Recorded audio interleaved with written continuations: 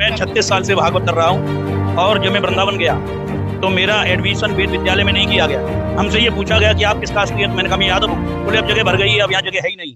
जो शास्त्री का सर मुंडन किया गया वो आपके साथ रहा है? वो व्यक्ति 4 साल मेरे साथ रहा, मुकुटमणि मुकुटमणि जी। और वो बहुत ही सदाचारी लड़का है, बहुत अच्छा। लेकिन उसकी गलती ये रही कि वो बिना विचारे जो है सोचे समझे उस गांव में पहुंच गया। उसके बाद भी उसने अपनी कास्ट बताई कि मैं यादव हूँ, और उसके बाद इन्होंने कानून हाथ में लेकर के और इतना बड़ा कृत्य किया उसके साथ। मैं तो ये कह रहा हूँ भागवत ने 9वें स्कंद में दिया है, अरे तुमने जो बेइज्जती की है ये तुमने अपने दामाद की बेइज्जती की है। आचार्य देवयानी जो थी शुक्राचार्य की बेटी राजा याति यादव को ब्याही गई थी, और हम सब उनके दामाद हैं। बड़यामी महापुण्यम सर्पाभरम नृणाम यदोर्वंशम नरसत्वा सर्पापि प्रमुच्यते। 9वें स्कंद भागवत का ये श्लोक है कि जो यदुवंश की कथा सुनता है उसके हजारों जन्मों के पाप दूर हो जाते हैं। ये मैं नहीं कह रहा, भागवत कह रही है। गीता में भगवान ने कहा है कि सखेति मत्वा प्रसमं इदुक्तम, हे कृष्ण हे यादव हे सखेति अजानता महिमानम तवेदम मया प्रमादत प्रणयन वापी। स्पष्ट यादव शब्द आया है, यादव के बराबर कोई पूजनीय है ही नहीं।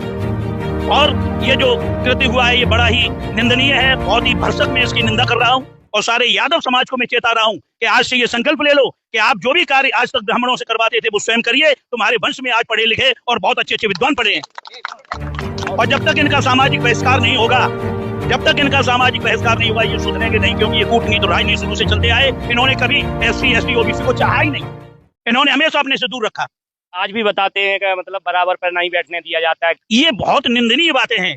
और हम ये जानते हैं कि जो आज ब्राह्मण कुल में पैदा होने के बाद जो शराब का सेवन करते हैं, जो मांस का सेवन करते हैं, उनकी ये मानसिकता है, वोट करके चले जाते हैं। वो ये सोच रखते हैं कि ये कि मेरे ब्राह्मण का छोटा बेटा चाहे वो 10 साल का हो, लोग उसको पाए लागन करें। लोग ये कहें कि पंडित जी पाए लागे। लेकिन ये जमाना अब निकल चुका है, अब ये कुछ भी नहीं है, और ये मानसिकता इनकी बहुत गलत है। एकादशी की एक सब पुस्तक है, एकादशी की पुस्तक है जिस पर लिखा है कि एकादशी व्रत जो है वो मानव जीवन के लिए उत्थान लाता है। उस एकादशी पुस्तक को मैंने जब एक बार पढ़ा तो उस एकादशी पुस्तक में कुछ नहीं लिखा, केवल ये लिखा है कि आप व्रत करें और सुबह उठने के बाद में पंडित जी को बुलाएं, उनके पैर के अंगूठे को धोएं और उसको पिए, वस्त्र दीजिए, और जो भी जिस तरीके का सीजन हो, अगर गर्म ठंडी का सीजन हो तो गर्म वस्त्र दीजिए, और अगर गर्मी हो तो आप पंखा वगैरह दीजिए।